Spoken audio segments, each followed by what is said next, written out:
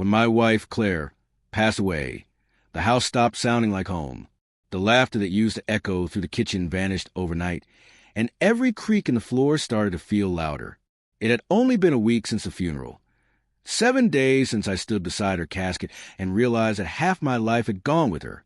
That night, my son and his wife invited me to dinner. I thought it might bring us closer. Instead, it became the moment that changed everything. We sat around the dining table in their home, not the one I built, but theirs. The air was thick and no one said much. My daughter-in-law, Melissa, carved a roast chicken with military precision, her eyes cold and calculating. My son, Ethan, sat beside her, scrolling through his phone, barely acknowledging me. I tried to start a conversation. The service was beautiful. I said, my voice softer than I intended. Your mother would have been proud of how you handled things. Melissa looked up then, her expression unreadable. About that, Peter, she said, setting down the knife. Ethan and I talked. Now that Claire's gone, maybe it's time you started thinking about what comes next. What do you mean? I asked, though I already knew I wouldn't like the answer. This house of yours, she continued, it's too big for one person. And honestly, keeping up with it isn't practical. You should find somewhere smaller. Maybe one of those retirement places. I stared at her. Retirement place? Ethan finally spoke. She's right, Dad.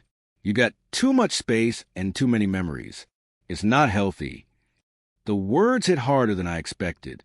My home, the one Claire and I spent 30 years fixing, painting, arguing over, suddenly sounded like a burden to them. Melissa leaned forward, voice sharp. Grieve. Pack your things and move on. The house was really Claire's anyway. For a moment, I thought Ethan would defend me. Instead, he nodded. She's right, Dad. The deeds are my name now. It's time to let go. I didn't argue.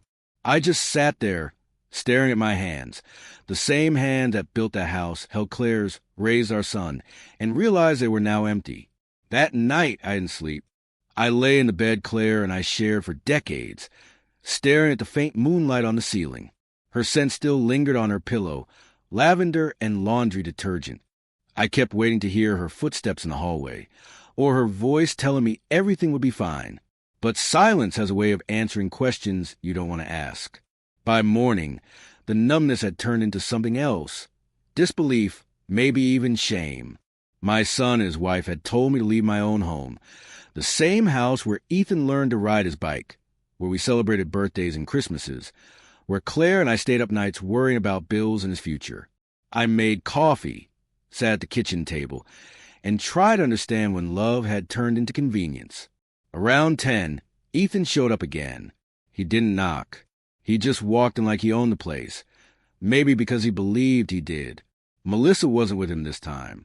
Dad, he said, not meeting my eyes. I didn't mean to sound harsh last night.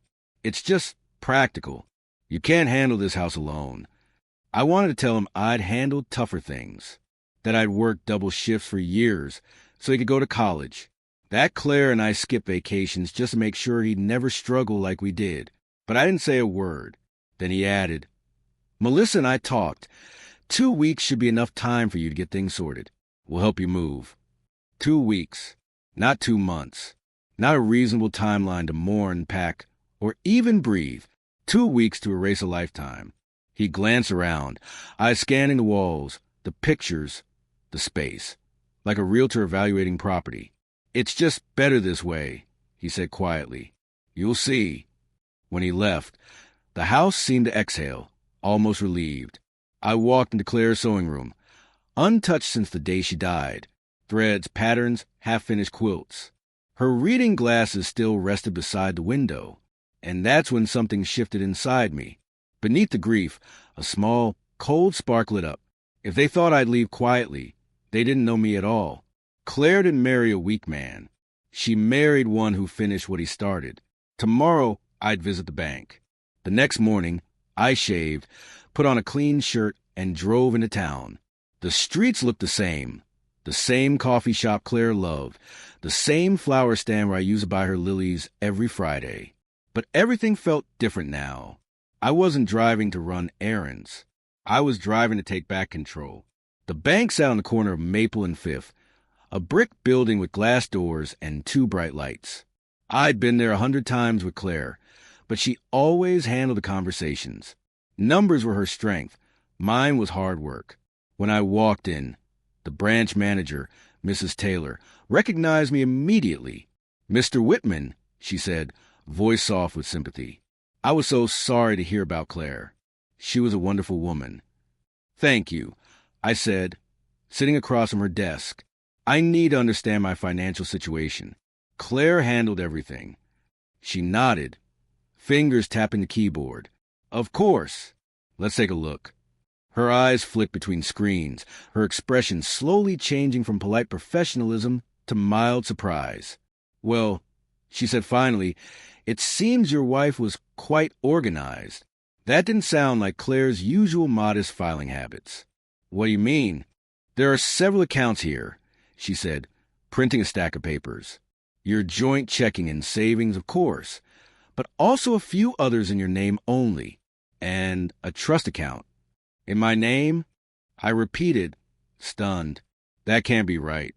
Claire handled everything. She had told me. Mrs. Taylor slid the papers across. "She likely did, just not in so many words. See here, your signature dated 5 years ago. Looks like she brought you in to sign documents without explaining the full details. Many spouses do that to simplify things." I stared at my own signature. I remember that day. She said it was just bank updates. The numbers made my head spin. These weren't small balances. There was enough money here to live comfortably for years. And that trust account, it was receiving regular deposits. From where? I asked. Mrs. Taylor hesitated. "From your construction business, Mr. Whitman. Whitman Renovations Trust. It appears the company is still active, under your ownership." Claire had always been clever. But this was something else. I left the bank in a fog, clutching a folder that suddenly weighed as much as the past 30 years of my life. I didn't go straight home. Instead, I pulled into the diner across from the courthouse, the one Claire and I used to visit on lazy Sundays. I ordered coffee and spread the papers out on the table. The waitress smiled, said she was sorry for my loss, and left me alone. Every page revealed something new. Claire hadn't just been paying bills or filing receipts. She'd been planning. Quietly, methodically, protecting me in ways I hadn't even imagined. The trust account was real, and the deposits lined up with times when Ethan had come asking for small loans. After each visit, the trust balance had gone up, not down. She'd been matching every dollar she gave our son with one for me. It wasn't charity. It was insurance. My phone buzzed. A message from Ethan. "Hey, Dad. Melissa found a realtor. We can list the house next week. Hope you're packing." I stared at the screen until the letters blurred. Then I looked back at the numbers in front of me. Accounts Claire had opened in my name, assets legally tied to me, not the estate. They thought I was a burden. They had no idea I had the upper hand. But I needed to understand everything before I made a move. I remembered Claire's old accountant, Margaret Cole, sharp as a knife, kind as a saint. She'd handled the books for my renovation business years ago, before I'd stepped back and retired. If the business was still active, she'd know. I called her office. Her assistant answered, but when I said my name, Margaret picked up immediately. "Peter," she said softly, "I was just thinking about you. I'm sorry about Claire." "Thank you," I replied. "Margaret, I need to ask my old company, Whitman Renovations. The bank says it's still running under a trust in my name. Is that true?" There was a long pause. Then, in a tone that was half disbelief, half admiration, she said, "Oh, she really did it. Claire never sold the company, Peter. She restructured it, and you're the owner now." I leaned back in the booth, heart pounding. My wife hadn't just left memories. She left me a fortress. Margaret invited me to her office the next morning. It was in a low-rise building downtown, the same one I used to visit back when I still wore work boots and smelled of sawdust. She looked almost the same as I remembered. Silver hair, smart blazer, a face that didn't suffer nonsense. "Peter," she said warmly, shaking my hand. "It's good to see you, though I wish it were under better circumstances." I nodded, taking the seat across from her desk. "The bank said my company was never sold. That Claire transferred it into a trust. I don't understand any of it." Margaret gave a small, knowing smile. "You're not the first husband to say that. But yes, 5 years ago, your wife set up a legal entity called the Whitman Renovations Trust.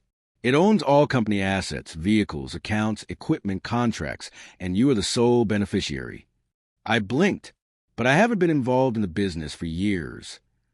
"She made sure you didn't have to be," Margaret said, pulling out a file. "Your foreman, Tom Hayes, has been managing operations. He receives a percentage of profits as a performance bonus. It's worked beautifully. Steady growth, no debts, no missed payrolls." She turned the monitor toward me. Numbers filled the screen, contracts, income statements, profit margins. The company was thriving. She never told me. I whispered. She didn't need to. Claire was protecting you. She knew your son and his wife had ambitions. I frowned. "What do you mean?" Margaret folded her hands. "Claire came to me once, privately. She said Ethan had been asking for large sums, always with promises to pay them back. She worried he might one day pressure you financially. So she created the trust. That way, the company and its income would always be yours, legally untouchable." The pieces fell together like dominoes. Every loan to Ethan, every vague excuse Claire made when I asked about our savings. It was all part of her plan to make sure I'd never be left at anyone's mercy. "Margaret," I said slowly, "how much does the company make now?" She glanced at her papers. "Enough for you to live comfortably for the rest of your life, and still have something left to teach your son a lesson." I left Margaret's office feeling equal parts stunned and furious. Claire had been gone only a week, but it was like she was still guiding my every move, protecting me from beyond the grave. She must have known Ethan better than I did, maybe better than I ever wanted to. That afternoon, I drove straight to the old company workshop on Industrial Avenue. The place hadn't changed much. Same faded sign, same smell of wood and oil. Tom Hayes, my foreman, was there, wiping his hands on a rag when he saw me pull up. "Mr. Whitman," he said, surprised. "Didn't expect to see you back here." "Neither did I," I said, smiling faintly. "Tom, we need to talk." Privately. We went inside, sat at the worn wooden table where I'd signed every paycheck for 20 years. I told him what Margaret had revealed about the trust, the business still running, the account in my name. Tom leaned back, whistling low. "Claire really was something," he said. "She kept this place humming like clockwork. I figured she was doing it for you." "She was," I said, "and now I need to understand exactly what's been happening, especially with Ethan." Tom hesitated, then went to a filing cabinet and pulled out a thick folder. "You should see this." Inside were loan agreements, dozens of them, each one signed by Ethan. Each one labeled temporary advance or investment support, tens of thousands of dollars. "He said your wife approved them," Tom explained. "Said you two wanted to help him through a rough patch. But Claire made sure every cent was documented, with interest." I turned page after page. It wasn't just a few loans. It was nearly $90,000, borrowed from the company, unpaid. Tom's voice dropped. "Last month, before your wife passed, Ethan came by asking about transferring the business into his name. Said it was time for the next generation to take over. Claire told me never to hand over anything unless I got her written approval." I closed the folder slowly. Claire had seen this coming. She hadn't trusted Ethan to handle my legacy, or her memory. Now I understood why. My son wasn't just ungrateful. He was calculating. And he was about to find out that he'd been outsmarted by his own mother. The next day, I was in the kitchen making coffee when I heard tires crunching on the driveway. Ethan's silver SUV. He didn't knock, as usual. He just let himself in like he owned the place. Maybe because he thought he did. "Morning, Dad," he said casually, as if the last conversation hadn't ended with him giving me a 2-week eviction notice. How's the packing going? I kept stirring my coffee, pretending not to hear the question. What brings you here this early? He shrugged. Just checking in. Melissa's talking to the realtor today. We'll probably get the listing photos next week. Thought you might want to tidy up a bit before then. I looked at him. The same face I'd once taught to shave, now so sure of itself it didn't even flinch when it insulted me. A little early to start redecorating a man out his home, don't you think? Ethan frowned. Dad, come on. It's not like that. You'll be happier somewhere smaller. Safer, too. Safer? I let the word hang in the air. You mean quieter. Easier, forget. He shifted, looking uncomfortable. Don't make this harder than it needs to be. Melissa's just trying to help. I almost laughed. She's trying to help herself. Son, you just don't see it yet. He didn't answer. His eyes wandered toward the study. Claire's files still neatly stacked on the desk. He didn't know those papers could unravel every lie he'd told himself. Finally, he said, if you need money for the move, I can give you some. That almost made me smile. My son offered me my own money his mother had documented as company debt.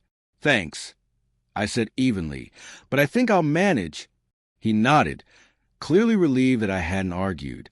Good. That's what I wanted to hear. He started toward the door, then paused. Oh, and Tom from the company said he's waiting on direction. I'll stop by tomorrow to sort things out. I leaned against the counter. You do that, son. Just make sure you bring your paperwork. He blinked. Paperwork. You'll need proof you own something before you start managing it. He forced a laugh, thinking it was a joke. I didn't laugh back. He left a few minutes later, but I stayed by the window long after he drove away. The coffee cold in my hand and a quiet, dangerous calm growing in my chest. By the next morning, I decided to stop reacting and start planning. Claire had already done the hard part. She'd given me everything I needed to fight back. I just had to learn how to use it. At 8:30 sharp, I drove to Tom Hayes' workshop. He was unloading lumber from the company truck. His flannel shirt rolled up to his elbows, sweat already darkening the fabric. When he saw me, he smiled cautiously. Morning, Mr. Whitman. Thought you might drop by. Tom, I said, stepping out of the truck, you mentioned Ethan came around again? He nodded, jaw tight. Yesterday. Said he'd be taking over operations now that you're retiring for real. Wanted full access to the accounts and the office keys. And did you give them to him? Not a chance. Mr. Whitman, I worked under your wife too long to hand anything over without seeing proper authorization. She made that clear before she passed. I felt something tighten in my chest. Pride. Maybe Claire had trusted the right people. Good man, I said quietly. You'll keep doing things exactly the same. No changes, no sign-offs, no documents unless I approve them personally. Tom's eyes softened. You've got it, sir. Your wife would want it that way. He hesitated, then handed me a smaller folder from his back pocket. You should see this too. Inside were handwritten notes.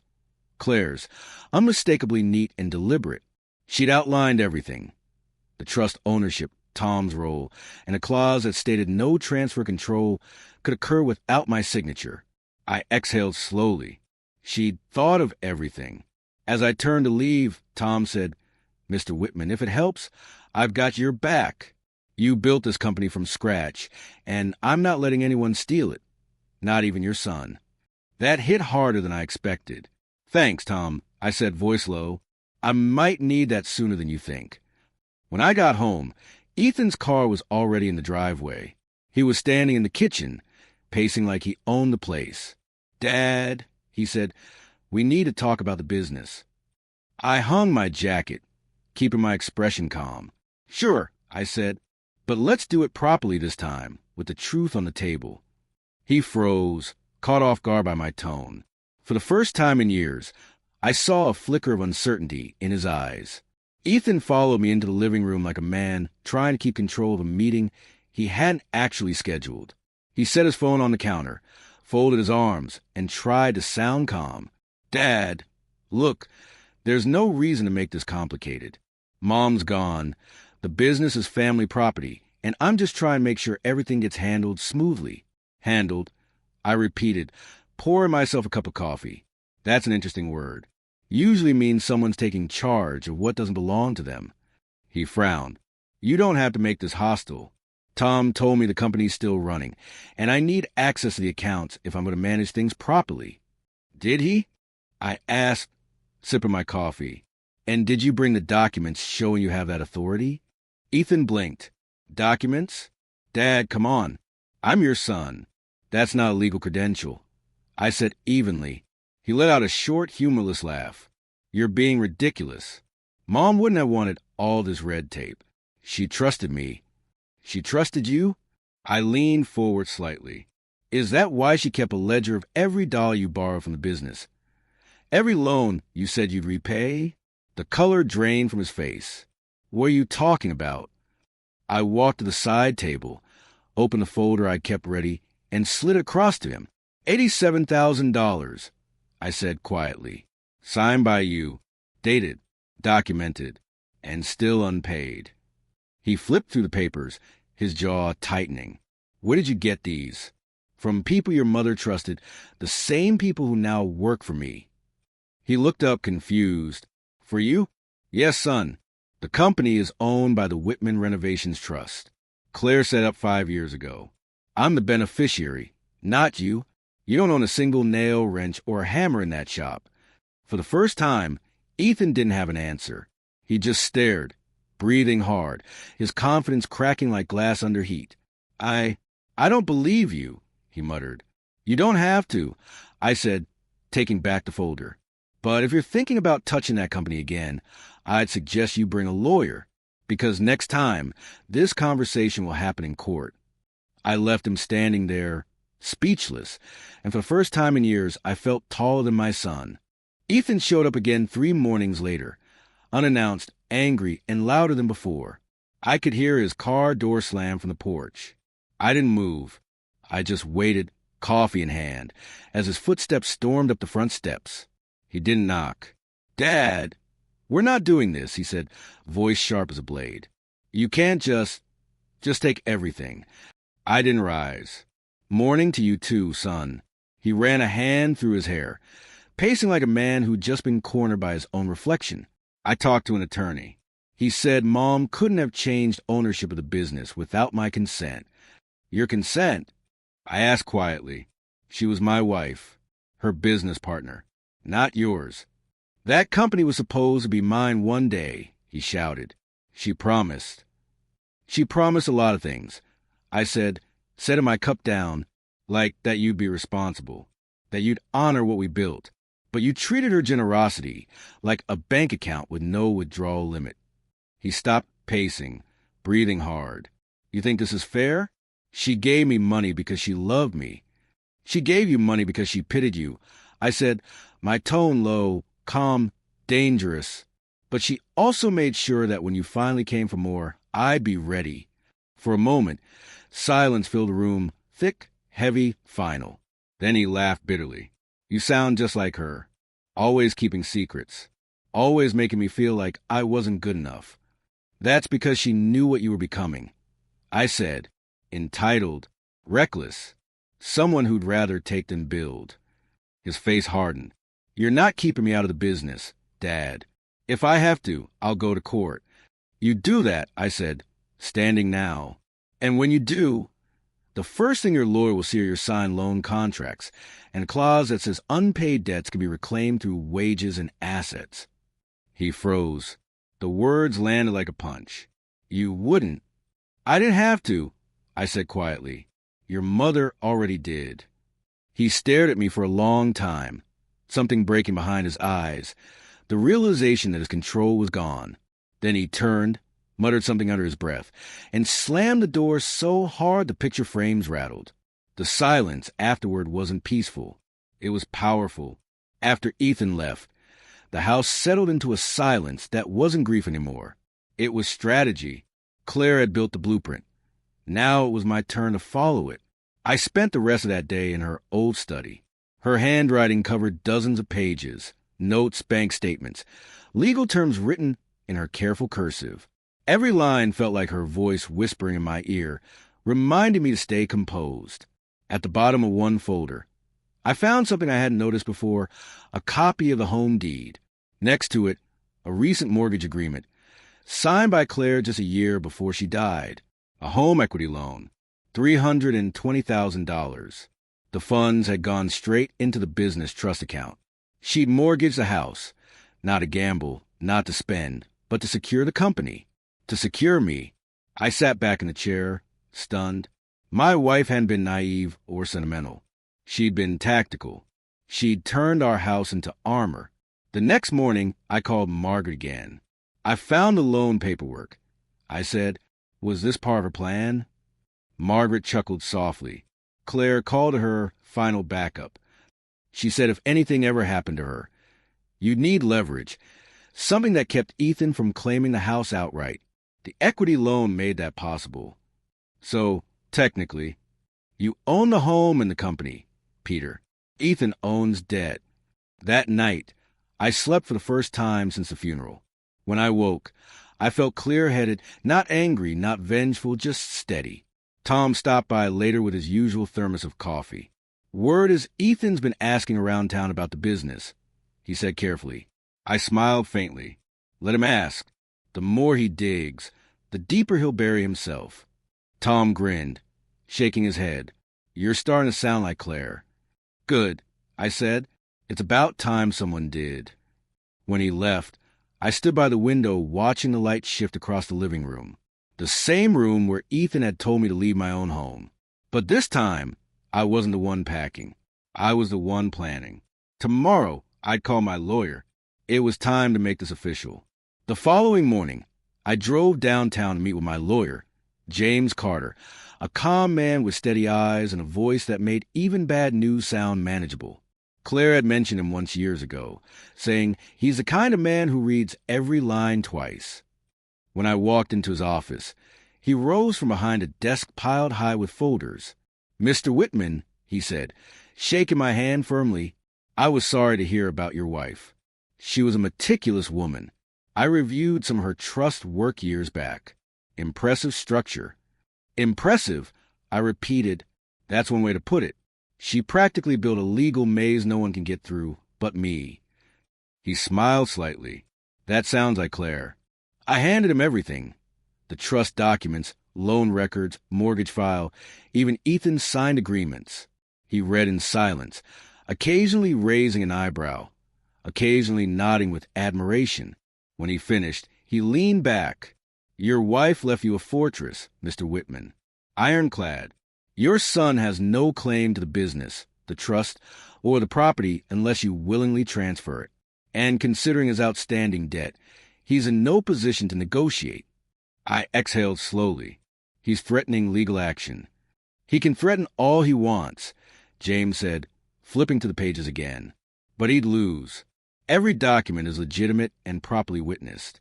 Claire even had notary seals on the trust amendments." That sounded like her, planning for a war no one else knew was coming.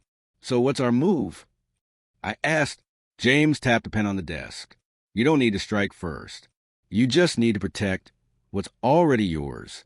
I'll file notices confirming the trust's ownership with the county and notify the business registry that you're the acting trustee. That'll make your authority public record.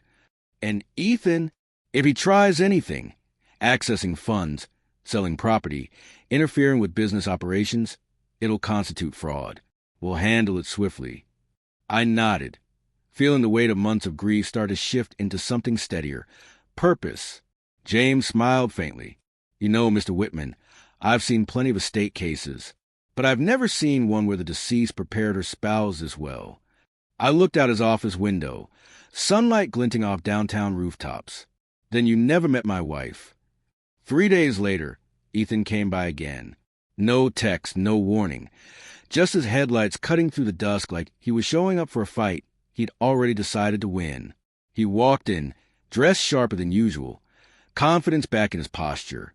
"Dad," he said evenly, "we need to settle this. Melissa's not sleeping. We can't live in limbo forever." I didn't bother offering him coffee this time. "You put yourself in limbo, son. Not me." He sighed, the kind of exhale that comes before manipulation. I talked to another lawyer. He says Mom couldn't have legally mortgaged the house without spousal consent. If that's true, the loan's invalid. Your mother was the sole owner of the house when she signed, I said calmly. I signed survivorship papers years ago. It's all legal. The mortgage money went into the trust. My trust. His jaw tightened. You mean our trust? No, Ethan. I said, my tone cold and final. There's no "or" anymore. He blinked. You'd really do this? After everything? You'd cut me out completely? I didn't, I said. You did, the day you told me to pack my things and leave. He looked down for a second, maybe realizing how cruel that it sounded when he said it, but pride won out over remorse. You think you can run that business forever? You don't even know how to read a quarterly report. You're right, I said. I don't need to. Tom runs operations. Margaret handles the books, and my lawyer ensures everything stays bulletproof.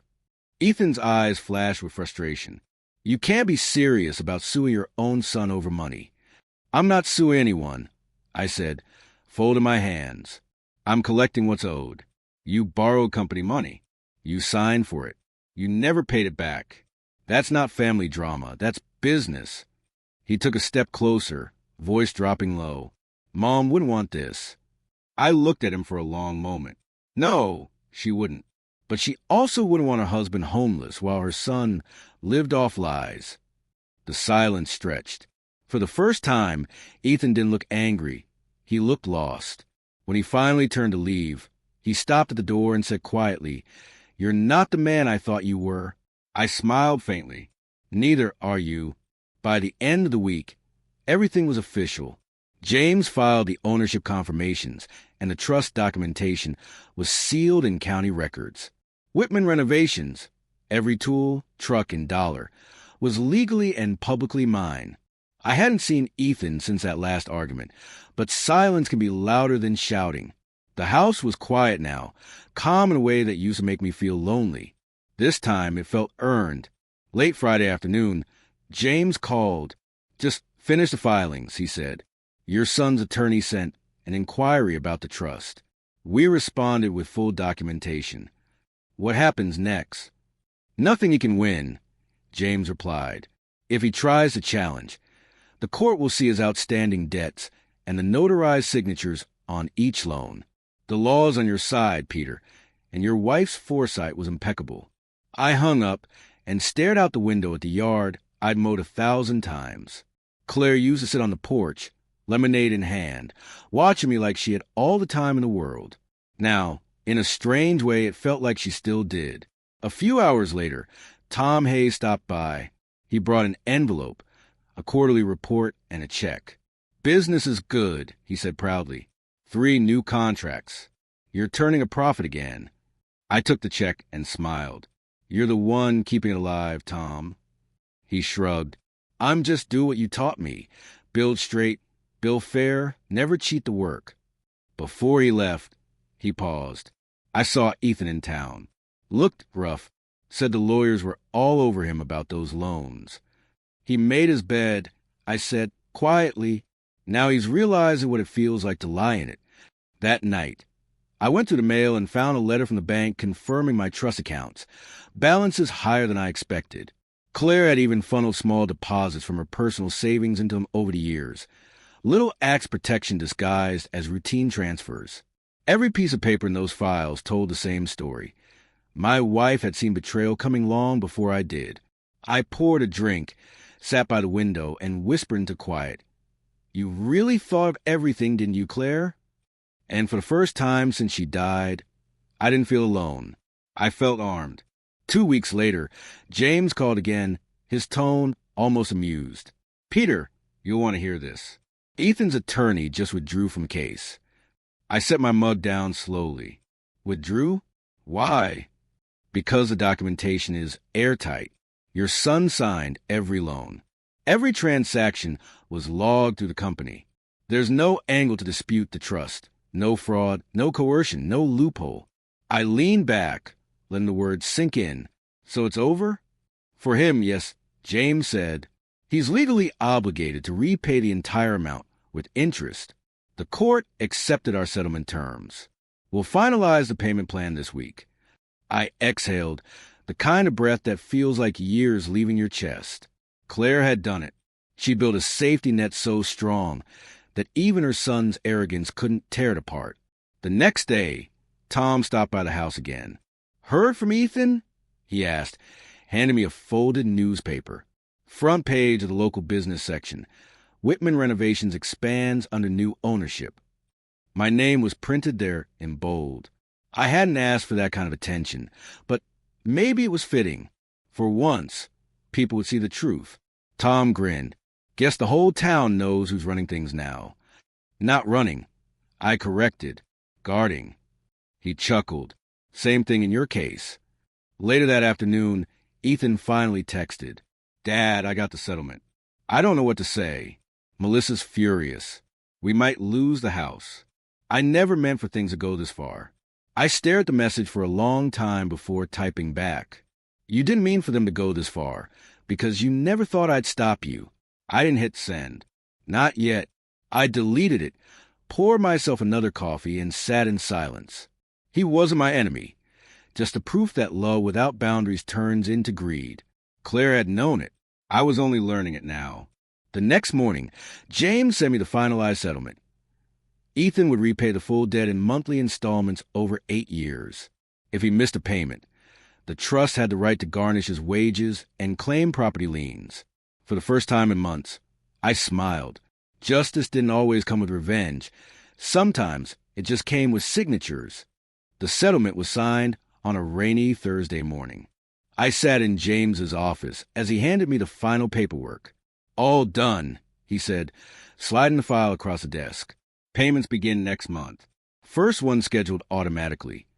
I nodded, staring at my name typed in bold across the top. Peter Whitman, trustee and beneficiary. A title that meant security, independence, and an ache that no amount of money could quiet. When I left the building, the rain had stopped, leaving the streets slick and reflective. I stood there for a while, watching my reflection shimmer in the puddles. Claire would have called this a clean slate. Back home, the house didn't feel hostile anymore. It felt still, as if it had been waiting for me to reclaim it. I made coffee, sat at the dining table, and looked around the room where Ethan and Melissa had once told me to pack up and leave. Now it was their turn to start over somewhere else.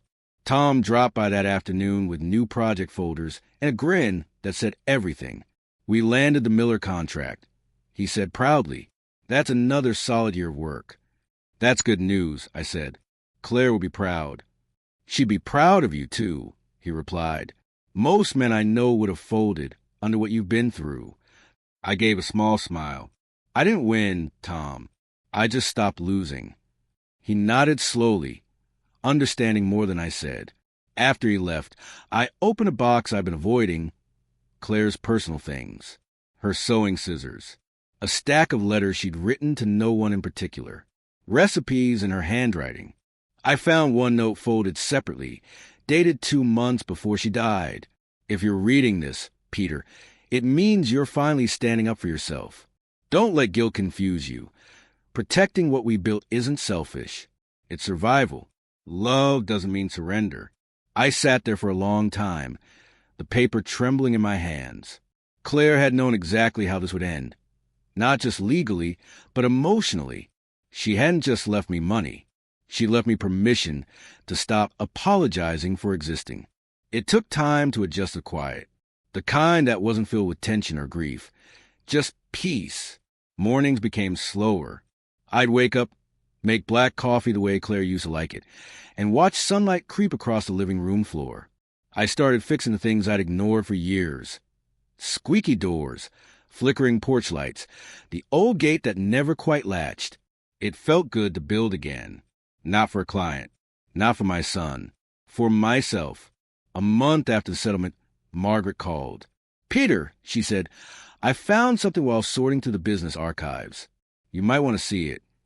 When I got to her office, she handed me an envelope, aged, sealed with Claire's handwriting on the front. "For Peter, when he's ready to live again." Inside was a property deed. A small coastal cottage in Mendocino, purchased 3 years ago under the Whitman Renovations Trust. Claire had even written a note. For the day you finally stop fixing things for others and start fixing something just for you. I laughed, quietly, but it came from somewhere deep. Claire had planned everything, right down to my retirement address. 2 months later, I sold the house and moved into the cottage. It sat on a bluff overlooking the Pacific. White shingles, a wraparound porch, wind chimes that sang even when the air was still. Every board smelled like salt and freedom. Tom handled the company remotely now, sending me weekly updates and photos of new projects. Business was thriving. I paid the workers more, cut unnecessary costs, and kept the company exactly as Claire designed it. Simple, honest, profitable. Sometimes Ethan texted, polite messages about the payments or the weather, never about the past. I replied when I could, short but civil. Healing takes time, and debt, emotional or financial, doesn't vanish overnight. In the evenings, I'd sit on the porch, glass of wine in hand, and listen to the ocean. It reminded me of Claire, calm but powerful, relentless yet forgiving. For the first time in my life, I wasn't living under anyone's roof or rule. I was living the one she built for me. Piece by piece, plan by plan, love disguised as foresight. Every morning, I walked along the shoreline behind the cottage, a stretch of sand so empty it felt like it belonged only to me. The sound of waves became my new clock. The crash and retreat marked time better than any calendar ever could. At first, the solitude felt strange. Then it started to feel right. I realized Claire hadn't just left me a house or money. She'd left me space. Space to breathe, to grieve, to think about what kind of man I wanted to be when no one was watching. One afternoon, while sorting through the last of her old files, I found a small notebook labeled Future. Inside were fragments, not plans, just thoughts. Quotes she loved. Things she'd overheard me say, memories of our best days. But one line stopped me cold. If he ever loses everything, make sure he still has himself. I closed the book and sat in silence for a long time. That was her real gift, not the trust, not the company, not even the house. She'd made sure I couldn't be erased by the people I loved. Later that week, I got a call from Margaret's daughter, a nurse named Linda. She'd heard about my story and wanted to start a support group for men and women who'd been financially manipulated by family. Would you consider speaking? She asked. I hesitated. I'm no speaker, I said. You're a survivor, she replied. People need to hear how you stood your ground. I agreed, not because I wanted attention, but because I remembered how it felt to sit at that dinner table, powerless, being told I didn't belong in my own home. If sharing my story could help someone else avoid that, maybe that was worth doing. The night before the event, I sat on the porch watching the sky fade into orange and violet. I could almost hear Claire's voice in the wind, that patient tone she used when she was right about something. She hadn't built a fortune. She'd built freedom. She hadn't prepared me to fight for something. She prepared me to fight back. And finally, after everything, I understood that's what love really was. Protection without permission. The community center was small, just a rented hall with folding chairs and a faint smell of coffee. I hadn't spoken in front of people in years. I was more comfortable behind a hammer than a microphone. But when I saw the faces in the room, older men, widowed women, a few younger folks looking lost, I knew why I was there. Linda introduced me simply. This is Peter Whitman, she said. He learned the hard way that family can love you and still betray you, but that doesn't mean you stop standing. There was no applause, just silence, the kind that waits to hear the truth. I told them everything. Not the legal details, not the money, but the moments that cut deepest. The dinner where my son told me to leave. The night I sat alone thinking I had nowhere to go. The morning I realized my wife had left me a map, not a mess. I used to think being a good father meant giving everything. I said, but sometimes it means knowing when to stop giving. Because if you hand over everything, your money, your trust, your dignity, you're not being generous. You're disappearing. A woman in the back wiped her eyes. A man near the door nodded slowly, like he'd been waiting to hear that for years. I told him about Claire's letter, her foresight, Her courage. How love isn't measured by how much you sacrifice, but by how much you protect, even from those you love most. When I finished, no one clapped. They just stood and came to me, one by one, sharing stories, tears, quiet gratitude. Linda smiled as she packed up the chairs. "You did more good in an hour than some people do in a lifetime," she said.